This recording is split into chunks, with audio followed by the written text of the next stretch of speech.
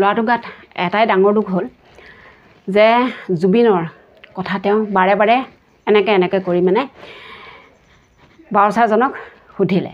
আচলতে সমিতিৰ মানুহখিনিক জুবিন দা আহিবনে নাহে, জুবিন দা গান গাবনে নাগায়, সেই কথাটো সোধাৰ কাৰণে বাউচাৰে কি কৰিলে, সেই জুবিনৰ অনুৰাগীজনক এনেকৈ ধৰি মানে একেবাৰে যেন তেওঁ সেই তাহানি যুগৰ শক্তিমানৰ নিচিনাকৈ এনেকৈ ধৰি একদম দাঙি পেলাই লৈ গৈছে।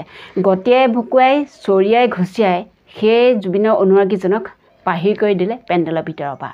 কিন্তু পেণ্ডেলৰ ভিতৰৰ পৰা দাঙি নিয়াটো সকলোৱে দেখিলে, কিন্তু পেণ্ডেলৰ বাহিৰত যিখিনি তেওঁৰ লগত অত্যাচাৰ কৰিছে সেই অত্যাচাৰখিনি জানো কোনোবাই দেখিলে?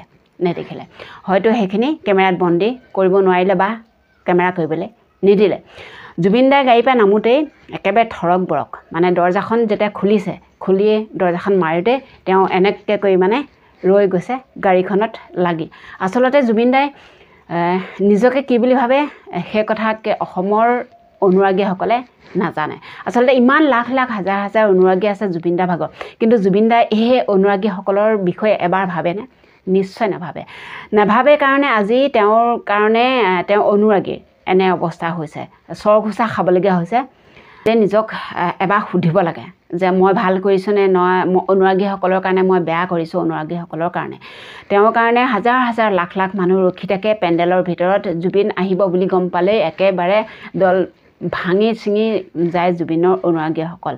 যেনেকুৱাই বতৰেই নহওক, বতাহ ধুমুহা নেওচি হ'লেও মানে তেওঁৰ অনুৰাগীসকলে চাবই, তেওঁ গীত চাবই।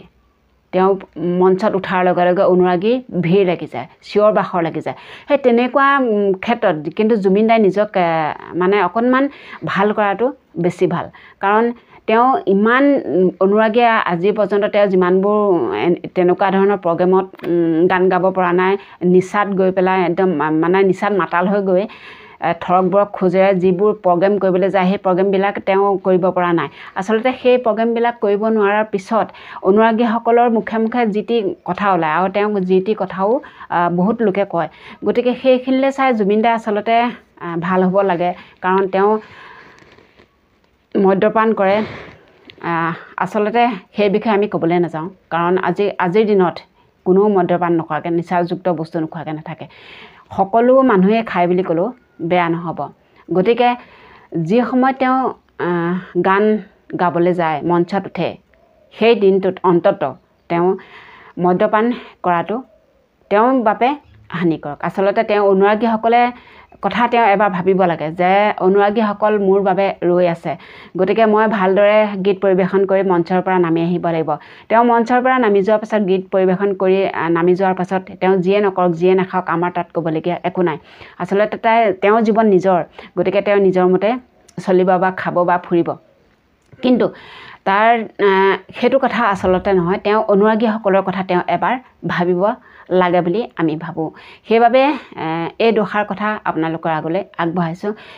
হয়তো জুবিন দাৰ কথা কোৱাৰ কাৰণে জুবিন দাৰ অনুৰাগীয়ে বেয়াকৈ ক'বও পাৰে, ভাবিবও পাৰে। আচলতে বেয়া ক'ব বা ভবাৰ কথা নহয়। জুবিন দা আচলতে নিজকে অকণমান সলনি কৰিব হ'ল। আচলতে বয়সৰ অনুযায়ী তেওঁ নিজক সলনি কৰিব লাগে বুলি আমি ভাবোঁ। গতিকে তেওঁৰ বাবে তেওঁ প্ৰগ্ৰেম চাবলৈ আমিও যাওঁ। আচলতে মহিলা, সৰু সৰু ল'ৰা, কোচত কেঁচুৱা লৈও তেওঁ অনুৰাগীয়ে তেওঁ গীত চাবলৈ মঞ্চলৈ মানে যায়েই। গতিকে কিমান পুলিচৰ লাঠি গোৰ চৰ খাই হ'লেও তাত মহিলাসকল অকণমানি কেঁচুৱা লৈ ৰৈ থাকে জুবিন দাৰ গান চাবলৈ। গতিকে তেনেকুৱা স্তৰত যদি জুবিন দাই এনেকুৱাখিনি কৰে কেনেকুৱা লাগিব বাৰু ভাবকচোন। মনটো হাতত বহুত দুখ লাগে। সেইবাবে আচলতে এই কথাকেইটা মই কৈছোঁ।